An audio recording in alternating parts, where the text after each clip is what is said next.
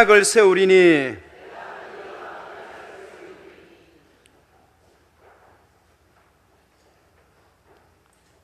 예수님께서 너희가 성경에서 영생을 얻는 줄을 생각하고 성경을 상고하거니와 이 성경은 곧 나에 대하여 증거하는 것이니라.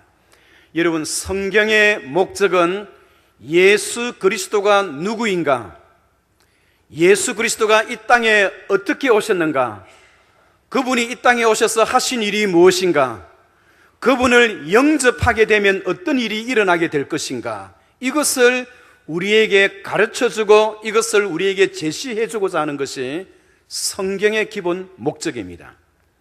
우리가 성경에서 예수 그리스도의 행적과 예수 그리스도의 역사하심을 발견하지 못한다면 성경을 읽는 사람의 그 마음 자세에 잘못된 마음을 가졌던 거예요. 이 성경의 존재의 목적은 예수 그리스도가 누구인가, 예수 그리스도를 나타내기 위해서 성경에 기록되어 있다는 사실을 여러분 기억하시기 바랍니다. 그래서 창세기 3장 15절에 보면 내가 너와 여자와 원수가 되게 하고 너희의 후손도 여자의 후손과 원수가 되게 하리니 여자의 후손은 너의 머리를 상하게 할 것이요 너는 그의 발꿈치를 상하게 할 것이니라. 여러분, 여기서 너는 누구일까요? 너는 사탄을 말하는 것입니다. 여인의 후손, 여자의 후손은 누구일까요? 예수 그리스도이십니다. 너는 그의 발꿈치를 상하게 한다는 것은 너는 그를 십자가에 못 박는 아픔을 거기에 안겨주게 되겠지만은, 그러나 여인의 후손이 되신 예수 그리스도는 너희의 머리를 상하게 될 것이니라. 다시 말해서 무정왕에 갇혀있는 모든 사탄 마귀들을 불못에 던져 넣음으로 이 세상의 역사가 끝이 나게 된다는 것을 성경은 처음 시작할 때부터 이미 선포해놓고 하나님의 그 약속이 어떤 과정과 루트를 통하여 이 말씀이 이루어져 가고 있는 그 과정을 설명하고 있는 것이 성경의 역사적인 흐름입니다. 그렇기 때문에 오늘 하나님께서 노아를 통하여 은혜를 베푸시고 약속했었던 그 약속, 아담에게 했던 그 약속, 그리고 노아에게 했던 약속, 그리고 다윗에게 했던 약속, 예레미야 선지자에게 했던 약속, 그 약속이 어떤 과정과 어떤 루트를 통해서 예수 그리스도가 이 땅에 오셔서 우리의 구원을 성취되어졌는 그 과정을 한 부분을 살펴보면서 우리가 하나님 앞에 같이 은혜를 받고자 합니다. 여러분, 하나님께서 홍수 심판을 내리게 됐던 그 이유가 무엇인가요? 특별히 창세기 6장 5절에 보면 여호와께서 세상에 죄악이 가득함과 그의 마음으로 생각하는 모든 계획이 항상 악함을 보시고, 죄악의 세상이 가득했다는 것입니다. 여러분, 어떻게 죄악이 세상에 가득하게 되었나요? 원래 지난 시간에도 제가 말씀드렸습니다만 세상을 살아가는 사람들은 두 가지 종류의 사람들이 있습니다. 하나는 가인의 길을 걸어가는 사람이 있고, 한쪽은 아벨과 셋의 길을 걸어가는 사람이 있습니다. 가인의 길을 걸어가는 사람들은 멸망의 길이요, 아벨의 길을 걸어가는 사람들은 생명과 구원의 길이라고 말씀드렸습니다. 가인의 길을 걸어가는 사람들은 하나님 없이 인간의 문화와 문명을 발전시켜서 인간의 편리함과 인간의 편안함을 위주로 살아갔습니다. 그래서 하나님을 섬기는 아벨의 자손들에게 가인의 형통함을, 악인의 형통함을 부르 말라. 그들은 미끄럼틀 위에 있는 재물에 불과하다고 성경은 우리에게 가르쳐주고 있는 거예요. 그런데 여러분, 악인의 길과 선인의 길, 가인의 길과 아벨의 길, 그리심산의 축복의 길과 에발산의 저주의 길, 모래 위에 집을 짓는 어리석은 자의 길과 반석 위에 집을 짓는 지혜로운 자의 길, 기름을 준비하지 않은 덩을 든 어리석은 처녀의 길과 기름을 준비한 지혜로운 처녀의 길을 우리에게 정확하게 제시되어 있어요. 그래서 성경은 우리들에게 이 부분을 접할 때마다 어떤 길을 걸어갈 것인가, 그것을 우리에게 제시해주고 있는 거예요. 사랑하는 성도 여러분, 이 땅에 왜 죄악이 그렇게 가득하게 되었나요? 하나님의 아들들이 세상의 딸들의 아름다움을 보고 거기에 정신이 빼앗겼어요.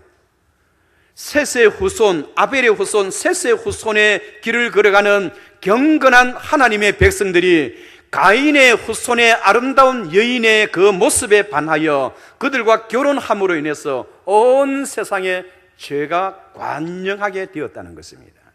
하나님께서 온 땅에 죄가 관영하게 되었던 그것을 보고 한탄스럽게 생각하셨어요. 한탄스럽게 생각했다는 것은 처음부터 내가 사람을 만들지를 않았더라면 좋았을 걸, 그런 차원이 아니라 이 백성이 죄에 빠져서 허덕이는 그 모습을 보고 하나님께서 안타깝게 생각했다는 것입니다. 여러분, 하나님은 어떠하신 분이십니까? 하나님은 우리의 주인이 되시고 인생의 주인이 되시기 때문에 모르는 것이 없으시고 행하지 못할 일이 없으시며 계시지 않는 곳이 없는 분이 바로 우리 하나님이십니다. 오늘 그 하나님께서 우리 이 민족, 이 나라를 사랑하셔서 5,000년의 역사를 있게 했다는 것은 하나님의 은혜가 아니고서는 그런 일이 일어날 수가 없어요.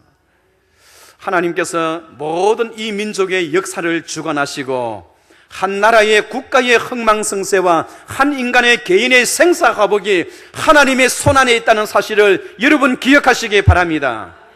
하나님은 인간을 만드시고 모든 사람들, 모든 짐승들의 남자와 여자를, 암컷과 수컷을 만드시고 아담을 만드셨을 때 아담이 혼자 독차하는 것이 보기가 좋지를 못했습니다.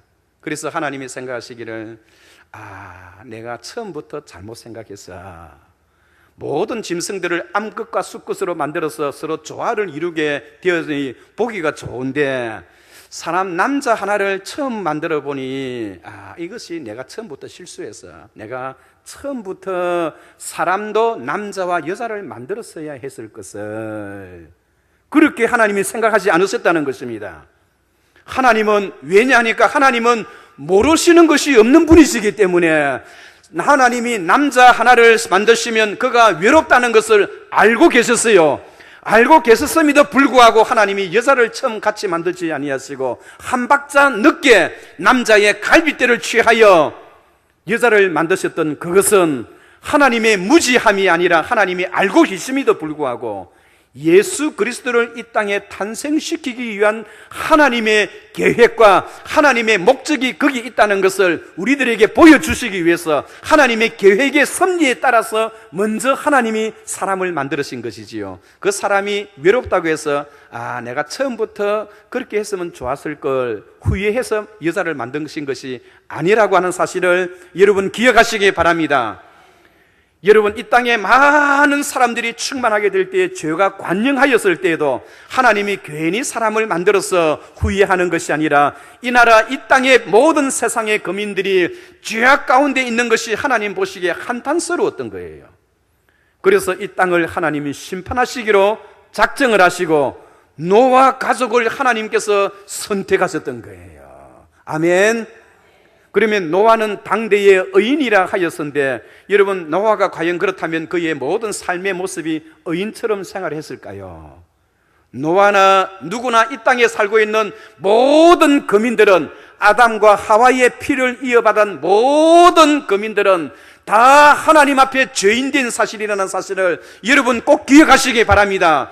노아뿐만 아니라 다윗과 솔로몬, 예레미야 선지자, 이사야 선지자, 오늘 저와 여러분들도 다 하나님 앞에 똑같은 다 죄인이라는 사실을 기억하고 하나님으로부터 은혜를 받지 아니하고는 어느 누구도 하나님 앞에 바로 설 수가 없어요.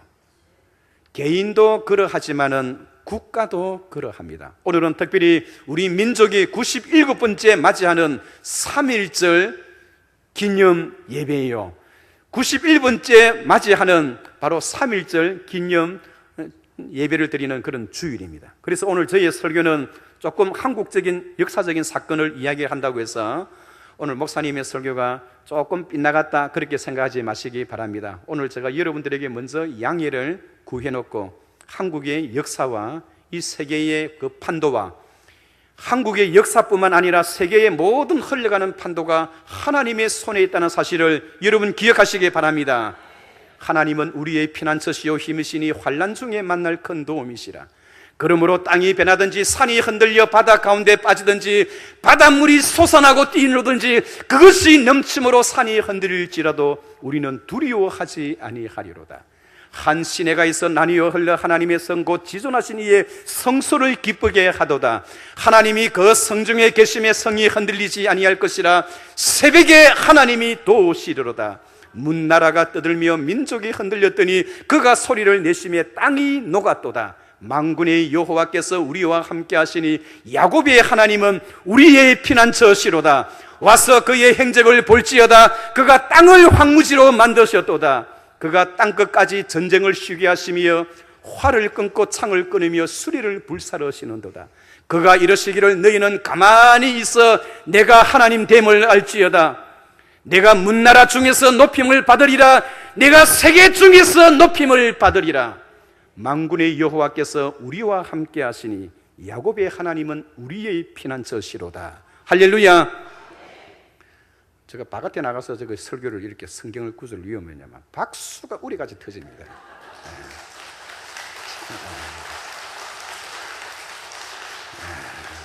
참 우리 교회 담임 목사라서 그렇겠죠.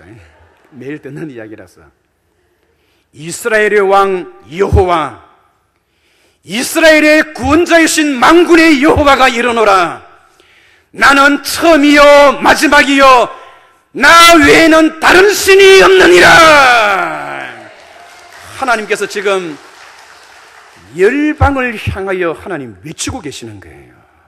여러분, 역사를 모르는 민족은 미래가 없어요. 미래가.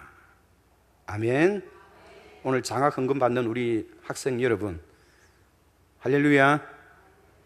역사를 모르면 미래가 없는 그런 민족이 되는 거예요. 그만큼 역사를 생각한다는 것, 역사를 인식한다는 것, 역사를 의식한다는 것은 사람의 가장 기본의 정신과 마음을 온전하게 하는 데 얼마나 중요한지 몰라요. 그러므로 역사라고 하는 것은 제2의 성경이에요. 하나님께서 직접 하신 말씀이 제1의 성경, 우리 바이블, The Word of God, 바이블입니다. 스크립처. 그 다음에 하나님께서 간접적으로 하나님이 하신 말씀이 바로 역사입니다. 그렇기 때문에 역사를 잊어버리고 역사를 모르는 민족은 미래가 없어요. 미래가. 지금까지 우리 한민족이 여기까지 오게 되었던가. 여러분 삼국시대에 보면 수나라의 문제와 양제가 113만 대군을 이끌고 고구려를 침입하지 않았습니까? 엄청나게 많은 그 외세의 물길이 왔지만은 그들이 살아서 남아 돌아가는 숫자는 2,700명밖에 되지를 않아요. 또 뿐만 아니라 한국의 또 조선의 역사와 고려와 조선과 오늘 이 대한민국 6.25 사변을 거쳤어요. 얼마나 수없이 많은 외부의 외침을 이 나라, 이 민족이 받은지를 모릅니다. 특별히 일본과 한국과의 관계, 중국과 한국과의 관계는 이름 말할 수가 없는 거예요. 말할 수가 없는 거예요. 1636년 병자호란이 일어났을 때요, 청의 태무진 청나라 황제가 이 조선 땅에 들어왔어요. 우리 조선의 의주에서, 신의주에서요, 우리나라 황제가 여러분 의종이 그 앞에 무릎을 꿇고요 3배 요절이라 하여 3번 절을 해야 되는데, 절을 하고 일었을 때에 그 이마에 피가 얼마나 번복이 되었나요? 그리고 뿐만 아니라 임진왜란이 일어났을 때요, 토요토미 히데요시는 자그마치 70만의 병력을 이끌고요, 요 앞에 있는 부산 앞바다에 있는 자성대에 첫발을 디디면서 이 부산과 경상도를 완전히 밀물처럼 쓸지 않았습니까? 명나라가 도로 내려왔다가요, 명나라에 의해서 우리 조선민족이 얼마나 많은 고통과 아픔을 당했는지 몰라요. 그러나 힘이 없는 약소민족이었던 이 나라는 일본의 외침에 사로잡히고 이 나라의 군국주의자들에게, 명나라의 그 군사들에게 수없이 많은 사람들이 짓밟히면서요, 그 고통과 아픔과 한의 역사를 안고 지금까지 왔어요. 그리고 일본은 명나라와의 그 관계 속에서요, 그들이 후퇴할 때 특히 경남 지역의 사람들과 부산 지역에 있는 사람들을 50만 명이나 되는 사람들을 일본으로 생포로 잡아갔어요. 세계 여러 민족의 노예 시장에서 노예로 팔아먹었던 백성이 바로 일본이었습니다. 저는 목사로서 일본은 좋아하지 않아요. 그러나 일본 사람은 제가 사랑합니다. 할렐루야. 저는 일본 정부는 좋아하지 않지만은 일본 사람은 좋아해요. 특별히 일본은요, 그 임진왜란이 일어나기 전부터 이 땅에 왜구들을 얼마나 많이 보낸지 몰라요. 왜구들이 한번 나타났다 하면 몇백 명이 아니라 몇천 명이 나타나서 이 부산 지역과 전라도 지역을 쓸어버리는 거예요. 쓸어버리는 거. 특별히 1380년 이성계가 역사의 인물로 등극하게 되었던 것은요, 1380년 왜구들이 15,000명이나 되는 왜구들이 이 땅에 쳐들어왔어요. 그런데 이성계가 1,000명의 군사로 가지고 15,000명의 왜구들을 물리쳤던 거예요. 거기서 이성계가 대스타로 떠오르게 되어서 결국은 조선을 건립하지 않았습니까? 그리고 뿐만 아니라 임진왜란이 끝날 그 무렵에 일본에 큰 지진이 일어나면서 풍신수길의 정권이 무너집니다. 무너지면서 도쿠가와 이에야사라는 이 부관이요, 새로운 정권을 얻어서 막부 시대 정권을 이끌어갑니다. 막부 시대라고 하는 것은 말 그대로 텐트를 쳐놓고 텐트를 중심으로 나라를 움직이는 그런 세력이고, 그 세력에서 사무라이 정신이 거기서 나오는 거예요. 거기서 근 300년 동안 막부 시대의 사무라이 정신으로 일본을 이끌어왔던 그 일본 정부는요, 1860년 바로 이토 히로부미를 중심으로 했어요. 나라의 메이지융신이라는 것은 바로 근대화의 물결을 말하는 겁니다. 근대화의 물결을 받아들여서 조선보다 한 걸음 더 앞서 나가는 것입니다. 그때 조선의 왕들은 너무너무 철종을 비롯해서 순종을 비롯해서 현종을 비롯해서 고종을 비롯해서 순종을 비롯해서 정말로 힘이 없는 왕들이, 나약한 임금들이 조선의 왕이 되었을 때 일본은 이미 이토 히로부미를 중심으로 해서 일본 천황을 모시면서 그 나라가 근대화의 발길을 옮겨가는 동안에 조선은 일본보다 훨씬 뒤떨어지게 되었던 거예요. 그러면서 일본은 1876년 강화도 조약을 맺으면서 부산항을 개항케 하고요, 그 다음에는 원산항을 개항하게 하고, 세 번째는 인천항을 개항하면서 일본은 한국을 잡아먹기로 작정을 하고 들어옵니다. 그러면서 1882년 이모군란과 1884년 갑신정변을 통해서 일본은 한국의 정권에 궁전 깊숙이 들어오면서 1894년에는 청일전쟁을 일으키고요, 청나라를 이 땅에서 완전히 배제시키고요, 1895년에는 민비를 시해하는 그런 깡패를 보내어서 러시아 공간을 불러들이고자 하는 그 민비를 반대하기 위하여 깡패를 보내서 민비를 시해하게 만듭니다. 그리고 뿐만 아니라 1905년에는 을사조약을 맺습니다.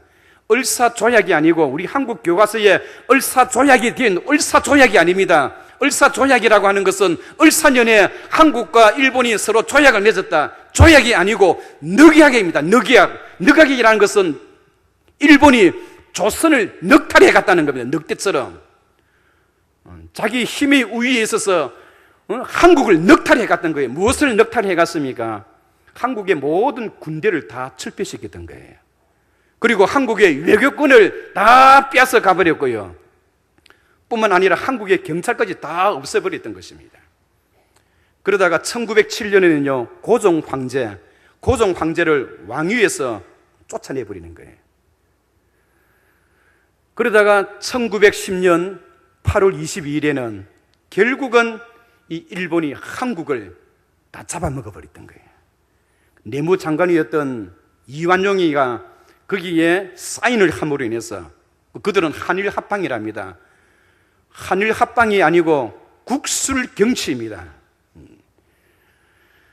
이러한 그 비극 속에서 우리 한민족은 정말로 힘들고 어려웠던 그런 시대를 우리가 살아갔어요. 그러나 1919년 97년 전에 이 나라에 있는 모든 사람은, 그 당시 우리나라의 인구가 1,500만 명이었습니다. 1,500만 명이었던 그 가운데 대한독립만세를 외쳤던 사람들이 몇 명이냐? 220만 명이 되는 거예요. 노약자들을 다 제외하면 1,000만 명 가운데 5분의 1에 더 이상 되는 숫자가 자그마치 몇 차례에 걸쳤느냐? 1542회에 걸쳐서 대한독립만세를 외쳤던 거예요. 대한독립만세를. 그리고 뿐만 아니라 그 대한독립만세를 외치다가 검거된 숫자가 46만 명이나 되는 많은 숫자가 일본 경찰에 투옥이 되었던 겁니다. 그 투옥된 숫자 가운데서 7만 500명이 그 교도소에서 죽임을 당했습니다. 대한독립만세를 외치다가 그 당시에 불탄 집만 하더라도 715호가 집이 불을 탔어요. 교회가 47교회의 교회가 불이 탔어요. 학교가 2개의 학교가 불이 타서 폐쇄를 시켰습니다. 그리고 특별히 1919년 4월 5일 오후 2시에는 제합리란 교회에 대한 독립만세를 외쳤던 본부가 제합리 교회였다는 것을 알고요, 제합리 동네에 있는 그 주민들을 교회로 불러들여서 천황 폐하에 어떤 무슨 교시가 있다라고 거짓말을 하여 그 동네 제합리 마을 사람들을 교회에 불려놓고요, 교회 문을 못을 박았어요. 그리고는 교회 안에 휘발유를 뿌려서 교회를 사람들이 들어있는 그 가운데 불을 질러서 그 안에 있는 사람들을 다 죽였습니다. 유리 창문을 깨고 교회를 탈출하는 그들을 향하여 바깥에서 기관 단총으로 그들을 다 사살했던 거예요. 특별히 우리 한국을 침탈했던 원흉이었던 이토 히로부미, 1860년대에 그러한 메이지 유신의 큰 영향을 받아서 일본 사람들에게는 이토 히로부미가 최고의, 그들은 영웅입니다. 영웅. 이 세계의 근대화의 물길에 나가고 전쟁의 주도권자로 이토 히로부미를 일본 사람들은 최고의 영웅으로 삼았던 거예요. 그런데 이토 히로부미가요, 1909년 8월 22일 블라디보스톡, 소련의 블라디보스톡 비롯해서 거기서 장춘역을 거치고 장춘역에서 하얼빈을 거치고 하얼빈에서 신의주에서 다시 한양으로 돌아온다는 그 소식을 안중근 의사가 들었던 거예요. 원래 그의 동지들이 장춘역에 그 기차가 스탑한다는 것을 알고 있었고, 그가 조선에 들어오는 것은 일본 정부가 한국을 완전히 식민지하기 위해서 조선 총독부를 건립해놓고 총독으로 파송받는 그 순간입니다. 그 순간인데 러시아의 내무장관과 함께 손을 잡고 거기서 회합하기 위해서 하얼빈역에서 기차가 스탑하게 되어지는 겁니다. 처음에는 장춘역에 스탑을 하려고 했으나 그 계획을 바꾸어서 갑자기 하얼빈역에 거기서 외무장관과 이렇게 회합이 있다는 것을 안중근 의사가 그것을 알고요, 안중근 의사의 가슴 속에 권총을 넣고 그 권총 안에 실탄 6발을 장전시키는 거예요. 일본 경비대행들이 아주 희한하게, 아주 철두철미하게 경비를 서고 있는 그 가운데 하나님의 은혜로 이 안중근 의사는 기도하고 또 기도하고 그 순간을 위해서 금식까지 하면서 그 하얼빈 역을 찾아가는데 성공을 거두었던 거예요. 안에 들어갔더니 그 하얼빈 지역에 있는 많은 일본 사람들이 여러분 일장기를 흔들면서 여러분 막 이토 히로부미를 기다리고 있는 거예요. 기차는 서 있는데, 그런데 기차 안에서 이토 히로부미가 나오지를 않는 것입니다. 안중근 의사도 이토 히로부미를 한 번도 얼굴을 본 적이 없어요. 그리고 누가 이토 히로부미인지 알지를 못하는 거예요. 그래서 일본 기자의 도움을 받아서 뒷자리에 앉아있던 안중근 의사가요, 일본 사람이 갑자기 이제 차 문이 열리고 그 안중근 이토 히로부미가 일본 자기를 환영하기 위해서 나왔던 그 일본 관중들을 향하여 한번 인사 말씀하기 위해서 강단했을 때 6, 7명이 같이 서는 거예요. 그래서 많은 일본 사람들이 이토라고 부르짖자 거기서 손을 들어서 화답하는 그 사람이 바로 이토 히로부미라는 것을 안중근 의사는 알고요, 저 6, 70m 바깥에 있던 그가 마치 축구 선수가 공을 몰면서 앞으로 드리블을 했다가 바로 골문 앞에서 수비와 1대1의 찬스를 만들었던 것처럼 이토 히로부미를 향하여 손살같이 앞으로 뛰어가서 5m 간격 앞에서요, 그 가운데 뛰어가서 왼쪽에 품었던 그 권총의 실탄을 들고, 권총을 들고 양 사이드에 그를 호위하고 있는 경호원 2명을 사살하는 거예요. 그리고 그 총 안에 있는 4발의 총을 가지고요, 6발 가운데 2명을 쏘고 4발의 총선을 가지고요, 2발은 그 이토 히로부미의 왼쪽 가슴을 정확하게 쏘아대는 것입니다. 그리고 한 방은 만약을 대비해서 오른쪽 심장을 향해서 오른쪽 가슴을 한 번 더 쏘옵니다. 그리고는 그 가슴에 보면 자기가 그걸 쏘고 도망갈 수 있는 기회가 있었지만은 도망가지 아니하고요, 그 자리에서 태극기를 내들고 대한독립만세! 대한독립만세 3번을 외치면서 거기에서 그가 체포를 당하게 되어집니다. 안중근 의사뿐만 아니라 여러분 우리나라의 많은 그 선각자들이 나라를 사랑하고 이 국가를 사랑하고 정말로 일본의 그 압제로부터 벗어나기 위해서 몸부림을 쳤던 많은 여러분 우리의 선열들이 있었습니다. 그런데 중요한 것은 우리가 꼭 기억할 것은요, 독립운동가들도 있었고 대한독립만세를 외치던 220만 명의 우리의 선조들의 그런 비폭력적인 그런 운동도 있었고요, 안중근 의사와 같은 그런 극적인 드라마틱한 그런 사건들도 많이 있었지만, 그러나 그것 가지고만으로는 일본의 압제로부터 우리가 해방될 수가 없었어요. 우리 한국이 일본으로부터 해방될 수 있었던 것은 하나님의 절대적인 은혜와 사랑이었다는 것을 여러분 기억하시기 바랍니다. 하나님은 한민족을 지금까지 인도하시고 이끌었던 것은 우리나라의 많은 독립운동 그들의 정신과 그들의 마음을 우리가 늘 감사하는 마음을 가지고 있어야 합니다. 그러나 여러분, 우리 독립운동가들과 안중근 의사와 같은 그런 의힐적인 그런 투합과 그런 열정으로는 일본 정부를 향해서는 계란으로 바위를 치는 격밖에 되지를 못했어요. 그런데 하나님께서요, 일본을 징벌하기 위해서 결국은 나가사키와 히로시마에 미국을 통해서 한 방의 원자탄을 통해서 일본을 패망하게 만드시고, 그 일본의 그 권속 속에 빠져있던 우리 대한민국을 하나님의 극적인 은혜와 사랑으로 우리를 해방시켜 주는 줄 믿으시기 바랍니다. 이것은 마치 이스라엘 백성들이 바빌론 나라의 포로로 잡혀갔을 때 하나님께서 페르시아라는 나라를 통하여 바빌론을 무너뜨리고 그 바빌론 속에 있는 하나님의 백성들을 해방시켰던 그것과 똑같은 위치라는 것을 기억하시기 바랍니다. 그렇다면 오늘 우리가 3.1절의 정신을 이어받을 때에 중요한 것은 우리가 8.15 해방의 3.1절 그 행사는 실패로 끝났지만은 8.15 해방은 성공을 거두었던 그런 해방입니다. 그런데 우리는 8.15 해방의 정신을 이어받자 말하지 아니하고 3.1절의 정신을 이어받자 이야기하는 것입니다. 여러분, 3.1절의 그 정신이 무엇인가요? 그 당시에 많은 기독교인들이 참산을 당하고 어려움을 당했던 것은 그 당시에 대부분이 우리 기독교 신자가 20만이에요. 220만 명 가운데 태극기를 들고 대한독립만세를 외쳤던 가운데 우리 기독교인들이 20만이 거기에 포함되어 있었다는 거예요. 우리 기독교인들은 다 같이 나와서, 모든 기독교인들이 다 같이 나와서 하나님의 교회에서 태극기를 만들고 일본의 독재로부터 벗어나기 위해서 얼마나 몸부림을 쳤는지 몰라요. 그래서 제암리라는 그 교회에 많은 사람들을 모아놓고 거기 불을 지른 것도 그러한 이유 때문이었던 것입니다. 그렇다면 여러분, 하나님께서 이 나라 이 민족을 여기까지 사랑하시고 인도해 오셨다면 왜 그렇게 했을까요? 그 당시 우리 크리스찬들은, 20만에 불과했던 우리 크리스찬들은 나라를 사랑하고, 아멘, 민족을 사랑하고 백성을 사랑하는 그런 뜨거운 열정을 가진 크리스찬이었다는 거예요. 오늘날 사회의 뉴스를 보면, 뉴스에 큼직한 뉴스에 등장하는 거 보면 목사가 거기 개입되어 있고요, 장로가 개입되어 있고요, 하나님의 영광과 하나님의 교회를 얼마나 욕되게 하는 그런 일들이 많이 있는지 모릅니다.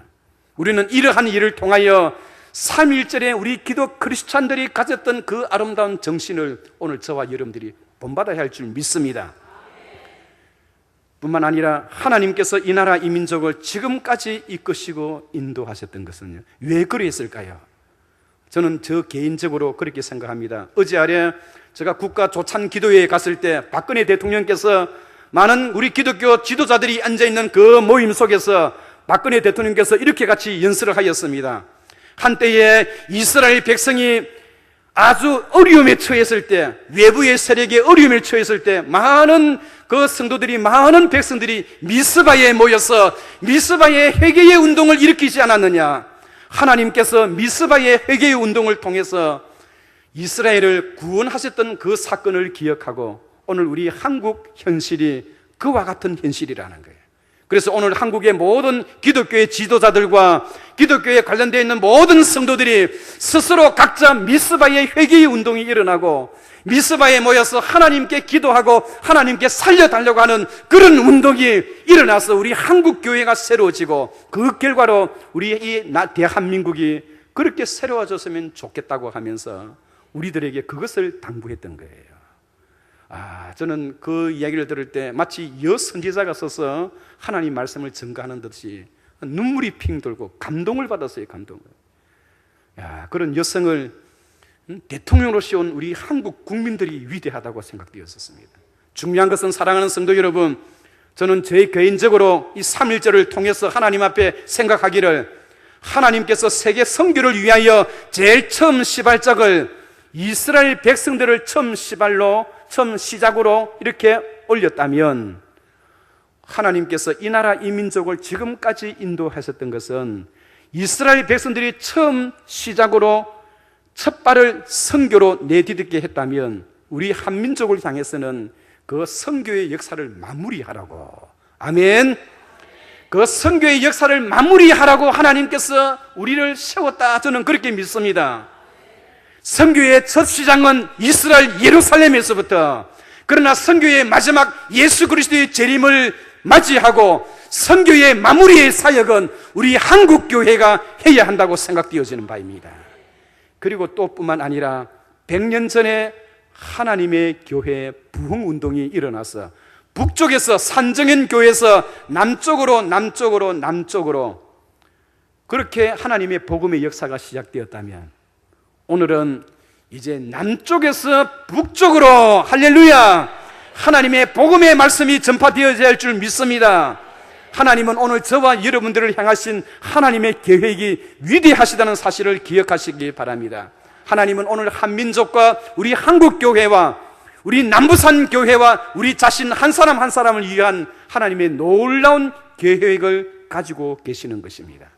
오늘 우리가 하나님께서 이 나라의 흥망성쇠를 좌우하시는 그 하나님, 인간의 생사화복을 좌우하시는 그 하나님이 오늘 저와 여러분들을 이곳에 이르게 하시고 이곳까지 인도하게 하셨던 것은 오늘 시대 말에 하나님이 한번 사용하시고자 하시는 하나님의 뜻이 있어서 오늘 저와 여러분들을 이곳까지 이끌어 주셨던 것입니다. 사랑하는 성도 여러분, 과거의 제2차 세계대전 때 독일 히틀러는 어떻게 했나요? 독일 히틀러는 그 전쟁에서 승리하기 위해서 모든 독일의 교회의 문을 닫게 하고 성도들로 하여금, 목사들로 하여금 전쟁에 참여해서 같이 전쟁에 이르자는 거예요. 교회의 십자가도 떼서 폭탄을 만들고 무기를 만들자고 했던 것입니다. 그러나 영국의 처칠 수상은 어땠나요? 우리의 힘으로서는 도저히 받아들일 수가 없다는 겁니다. 도저히 우리의 힘으로서는 독일의 저 히틀러의 저 강압적인 힘을 우리가 받아들일 수가 없다는 거예요. 그래서 평소에 교회에 나가지 않는 사람도 문을 활짝 열어서 하나님께 기도하라는 거예요. 그래서 하나님은 우리의 피난처시요 힘이시니 환난 중에 만날 큰 도움이시입니다. 그러므로 땅이 변하든지 산이 흔들려 바다 가운데 빠지든지 바닷물이 솟아나고 뛰놀든지 그것이 넘침으로 산이 흔들릴지라도 우리는 두려워하지 아니하리로다. 시편 46편의 말씀을 온 백성으로 하여금 암송하게 만들고요, 신앙이 없는 사람들까지도 다 교회의 문을 활짝 열어서 하나님 앞에 기도하도록 그렇게 만들었던 거예요. 그 결과가 어떻게 됐나요? 독일의 히틀러가 잠수함을 만들었어요.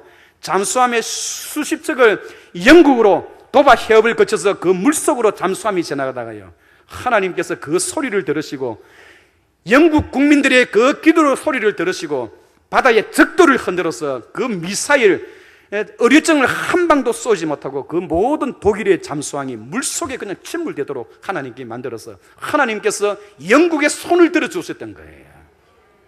제가 지난번에 영국 런던을 방문했을 때요, 이 영국이 독일을 이겼던 그 전쟁의 기념으로 온 사람들이 파티를 여는 것을 제가 본 적이 있습니다.